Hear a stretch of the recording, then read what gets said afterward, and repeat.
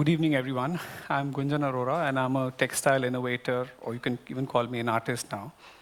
I'm here on behalf of myself and my fellow artist, Rahul Jain, and I'm going to take you through my journey of faith, belief, and a lot of hard work through the journey of threads. You know, we are living in times where words like pollution and greenhouse effect and waste, these are things that even very young school-going children are talking about nowadays.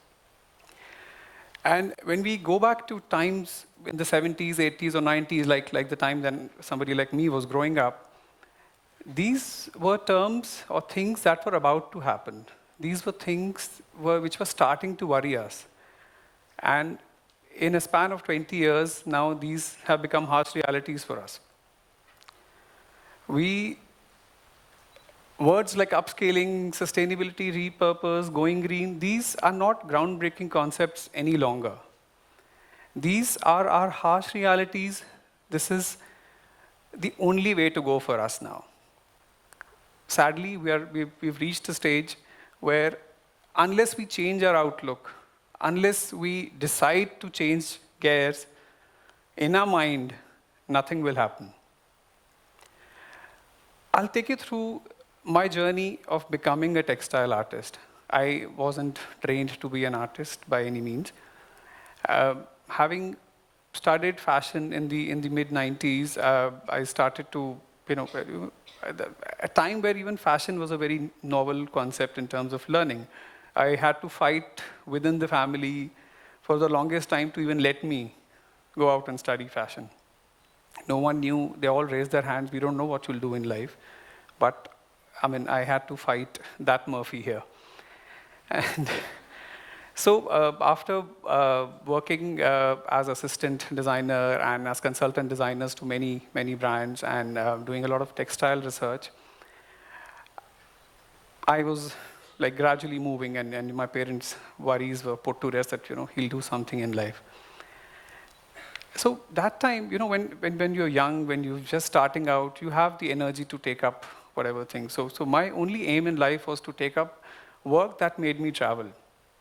Work that would make me travel into zones where I could interact and experience the rich Indian textile heritage.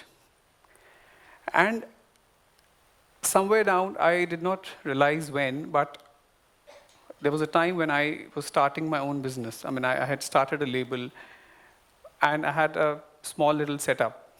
The enthusiasm was there, and so as a habit, I would get to work every day really early, much before the rest of the staff would come in, just so that I could set the pace for the day for everyone, for every department. I would like, whether to come early in the morning and start playing a certain kind of music, so everybody comes in happy and they're all in this. So that is how I started my day. On one such day, I was just trying to clean up some spaces, and I came across a very intriguingly entangled cluster of threads in a tailor's basket.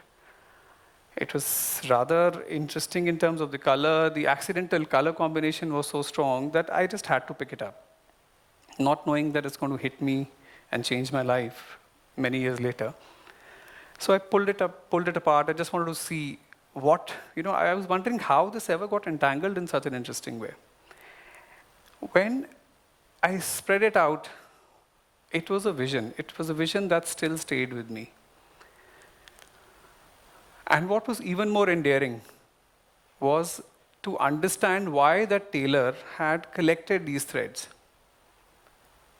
I was wondering, and when he walked in, the first thing I asked him, I understood that he was saving these threads so he could stuff a cushion to sit on, so that he could work comfortably.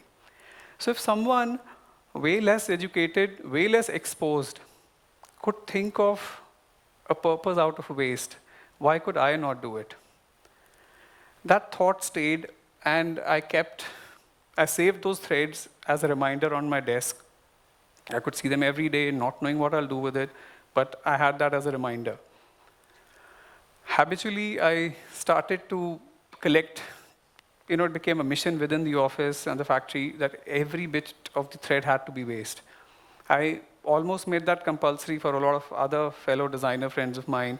And I started to collect threads from wherever I would go. I mean, I picked up threads from dirty streets also, let alone, going to factories and spinning mills and handloom weavers. So, wherever I would go, I would collect threads. Till I reached a stage where I had so much thread in my factory, a factory that had grown to be, I had about 100 people employed that time in a span of 2-3 years. I had so much thread that anybody new who would walk in would think that this is like a dump yard for threads. And I had no other option but to deal with it. So I had to wake myself. I knew that I had to, do something about it. How do you do this? I couldn't have thrown it away because I'd made this whole mission for everyone around me to this. I couldn't have silently thrown these away. So I started to experiment. The most obvious experiments were to stick them together to each other or felt them, which is, a old traditional Indian technique. I was getting somewhere. Things were looking interesting, but I still knew I had to push this further. Till I reached a stage where I managed to sandwich waste threads between transparent layers of fabric and sew them into a layer, and it became a fabric which was very interesting. I extensively made garments out of it, and it was quite popular. But my mind knew that this was not the end of it. I had to free those threads from a surface. Those threads, which was such a beautiful vision, had to be independent and make a sense on their own. And eventually, 3 more years of experimentation, and I managed to create a fabric which kind of looked like the original vision of just threads put together and not a woven fabric. I was quite thrilled. When you reach that stage, when you make something interesting, any creative person would look for appreciation, validation, and they're always very scared of, I hope nobody really takes away my idea. So another kind of a parallel journey began, where I started to look out for people who could validate what I had done. I came across a lot of textile experts who, some of them agreed and some of them kind of thought it was an okay idea, till I really found some very senior technical validation for the technique of it. Then I found, and I met up with the noted Indian textile historian, Mrs. Jasleen Dhamija, whose first reaction was, this is art. This is like a new textile. So why are you not happy about it? I said, I am, but I'm still accepting it. And he said, no need to accept it. It's already a part of you. Just go with that flow. So happened that right away and right after, we started to, we graduated and to becoming a designer who would debut at the India Fashion Week, started to sell clothing, started to make clothing out of whatever waste we were collecting. It was, okay. It not only put us into a category of those almost no designers who were dealing with textile waste or were developing textiles on their own other than weaving. It was also accepted equally by the conscious people and the fashionable people. So that gave, it brought us into a very unique identity of our own. What also followed was a lot of foreign collaboration where we started to retail and create special line of clothing in partnership with a lot of very well-known foreign brands. But till now, our shapes and our forms and whatever we were creating was largely being governed by the way the threads were. If we would get a certain shade entangled, we would just spread that. So we were creative about the technique, yes, but the colors were still being derived, or the shapes, forms were still being derived from the way the threads were to us. We started to, a lot of our work started to be exhibited when it's a good learning here, because this idea of converting this into an art was somebody else's vision which I'd accepted. When I realized that a lot of people were buying our art, our thread works or shawls, and stretching them as art for wall and making screens out of it, why would I not do it? That is what came through. We were brought to this question, what next? You're already reaching a stage where you think you've done enough of whatever you're doing for the last 2 years. It had to go forward. No one else to push, but you just had to create your own push yourself. And I, even till date, ask this question myself every time. Before every new project, I sit down with myself and just ask this, what next? It has to, any idea has to have that kind of life so that it can just, Our first attempt was to create a visual in terms of a human form, or give it a form and not just abstract random images.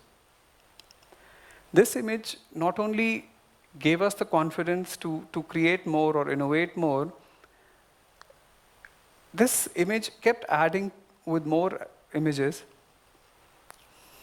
And in 6 months' time, it became a 22-meter long narrative done in threads, which we learned later that nobody else had ever done. Though we in India have a very long history of having narratives being written in, which are printed or hand painted on threads. And Rajasthan is a big base for that. So the amount of confidence that came through this, it just instantly, now this was only possible because there was belief. There was belief in our own work, and the fact that we realized that one had to, there was nobody else who will come in and push you, unless you push yourself. So the biggest learning till that point was that you have to reinvent your own work. With time, our forms started to become much better. The forms became clearer. We started to get a lot more experimental with the materials and the kind of formations we were doing.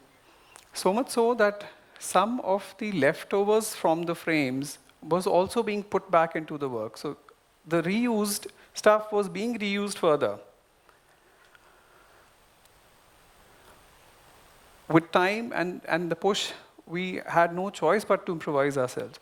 In India, we do not, protection of an intellectual property or an idea, it's not a very easy process. There are various ways to bypass, and you can see replications of your own work. So the only way we could outdo that race was to outdo ourselves. If I keep innovating myself constantly, it will take someone else to follow and reach where we were. So that was our, pushing ourselves to improvise was actually, in a way, trying to protect our own selves. With improvisation came new applications. Suddenly, we could realize that our work could be applied not just as art for wall. We were doing ceilings. We were doing decorative niches. With time came confidence to, create, the scale became much larger. We started doing layered works, and it got us to a lot of new arenas. With these came a lot of exposure, a lot of feedback. So that's where we learned to value the reactions. The biggest, I would say, the component for us was to understand that we were also being guided by a lot of other people's reactions. Sometimes what others see in your work has a completely new meaning, and you yourself also don't see that. So between hearing the others and hearing our own voice, because your own voice or your inner reaction to your own work is always the purest. Your first reaction to yourself is always the true, and then we try and, we try and manav ourselves and say, this is all right. The forms became more experimental, became more energetic. The scale, as I said, was much larger. We were finding a lot of clientele and acceptance. Till now, we were designers who were trying to be artists. So we were neither designers and nor the artists, but now we were finding a little footing in the art world. And this is from one of the recent shows where, again, the form and the shapes. Now, something like this has now been commissioned by a very big corporate house in England. And the work is going to be 4 times larger than this. And we're working on it already, and that's going to come through in 2 years. Newer ways of seeing your work. And now this is, again, somebody else's interpretation of our work.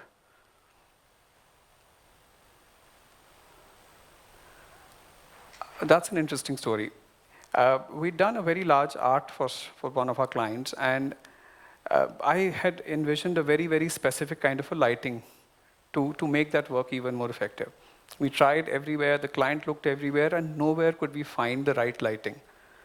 And I just blindly offered that I will create the light that I want for my own work. I had no technical idea how to do it. Lighting couldn't have been a flat fabric. I had to give it some sort of a dimension for it to look like a light and yet a piece of art. The courage was the only tool that I had here, and no other idea. And this is what came out of it.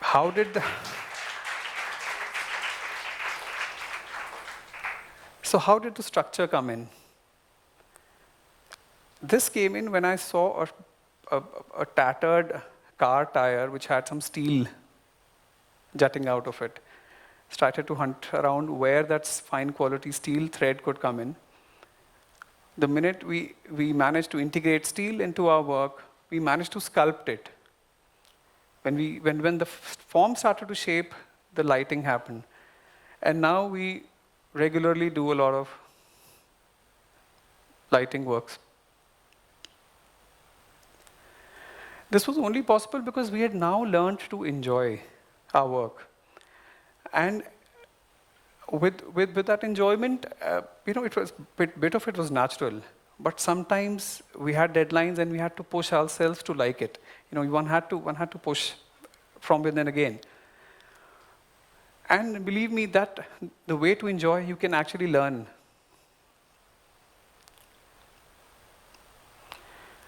This was actually a biggest bonus that we realized. And we realized only now when we look back that during this entire journey and this process, we managed to also do a lot of social payback. We now have at least 60 individuals and close to 200 factories and mills who contribute their waste yarns to us in various forms through the year. We've created employment for the unskilled sector where there are people who just can spare 2 or 3 hours in a day. They hunt around, collect the yarns for us from various sources, wash them, clean them, pack them separately for future use.